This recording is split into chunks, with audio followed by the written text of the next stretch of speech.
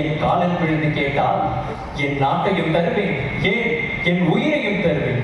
ஆனால் என்னையும் என் ஆற்றலையும் மதிக்காமல் போருக்கு துணிந்த அந்த மனையை தூங்கும் புலிமேல் காத்தருக்கிய குருடன் போல தப்பிச் செல்வது கடினம். வலிமையான மூங்கிலை தின்பதற்கு வந்த யானையின் காலில் குத்திய நீண்ட முள் போல அவனை துன்புறுத்தி போரிட்டு நசுக்குவேன். அப்படி செய்யாவிட்டால் நெஞ்சில் காதலே இல்லாமல் ஒப்புக்கு தழுவும் விளைவுகளில் என்னை தழுவ என் மாலை வாடட்டும் என்று சொல்லுரைக்கிறார்.